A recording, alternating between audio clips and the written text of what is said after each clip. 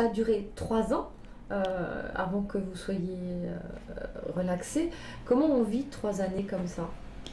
C'est un cauchemar de 3 années. C'est un cauchemar.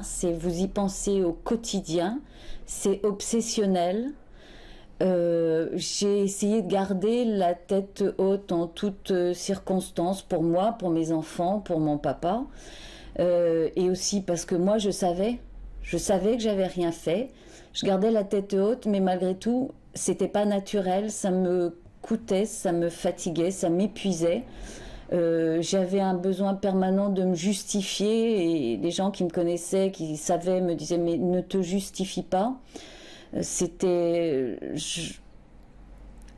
pas une nuit sans un cauchemar. C'était une injustice. Quand je me dispute avec mon voisin, le lendemain il ne dit pas bonjour, c'est normal, à la limite, il y a eu quelque chose, c'est normal.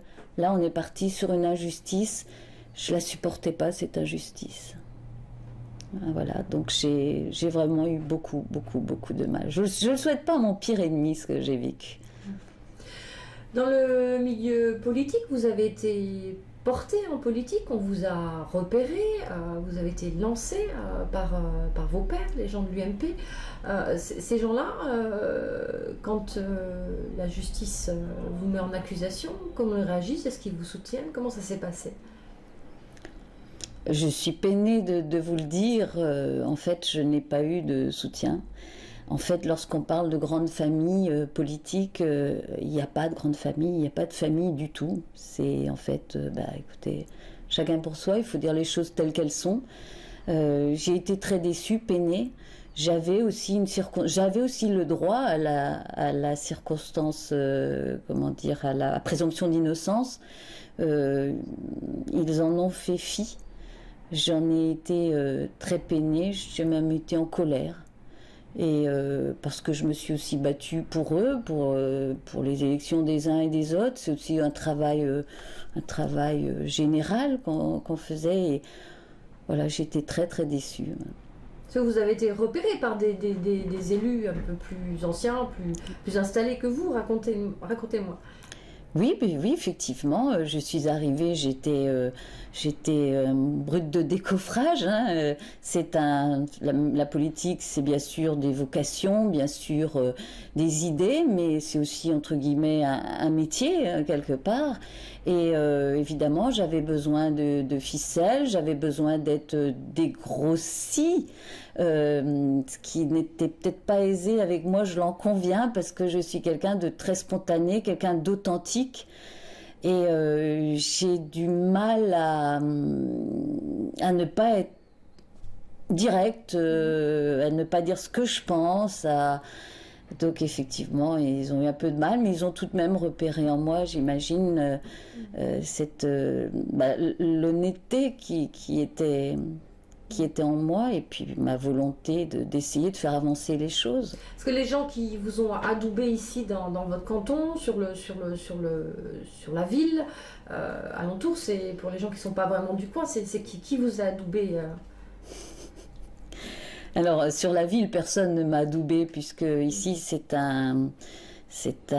pour la droite, c'est un no man's land ici sur Guingamp, sur la Circo, c'est vraiment. Autrement, j'ai eu effectivement des conseils des uns et des autres, plusieurs à l'époque où j'étais un petit peu plus en vue, plusieurs ont revendiqué la paternité, donc pour Qui? pas.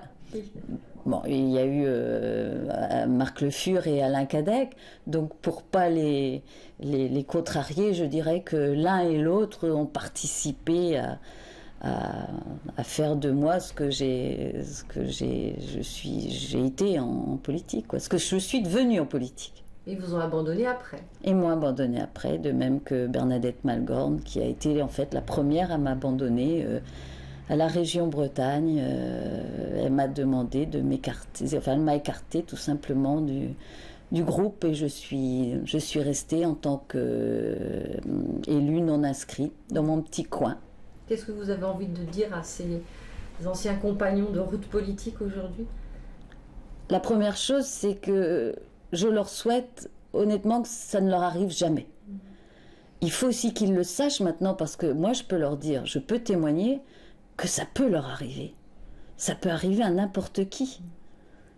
Là, je pense qu'ils pourront apprécier ce que j'ai vécu, mais il faut qu'ils sachent que j'espère qu'ils trouveront des gens à les soutenir comme j'ai trouvé, parce que sans ces gens-là, je ne suis pas sûre que j'y serais arrivée.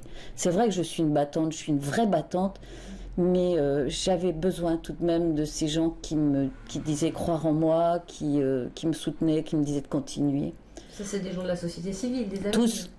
Tous, des électeurs, des Guingampais, des gens du département, enfin voilà, tous principalement. Quelques élus de gauche, quelques élus socialistes, c'est très drôle aussi, qui n'ont pas tiré sur l'ambulance. Mais pas ceux qui vous ont adoubé, quoi. Ben non. La politique pour vous, maintenant ? Alors je reste passionnée, c'est dans mes fibres, je vis pour la politique. Je suis persuadée qu'on peut changer les choses, améliorer un petit peu les choses. Maintenant, j'ai bien compris que, évidemment, on est peu de choses, hein, et voilà. Donc, je la regarde différemment. Je prends un petit peu de recul maintenant. Pour l'instant, j'ai quand même été échaudée, donc je crains maintenant. Je crains l'eau, comme on dit, quand on a été échaudé. Donc, je sais pas. D'aucuns me disent « Ouais, vas-y, t'as un boulevard maintenant, les gens veulent des battantes. » Mais je veux dire qu'il faut que je me reconstitue un peu, parce que j'ai quand même laissé beaucoup de moi. Il faut que je retrouve de l'assurance pour faire ce genre d'activité. Il faut avoir de l'assurance, et j'en ai tout de même perdu un petit peu.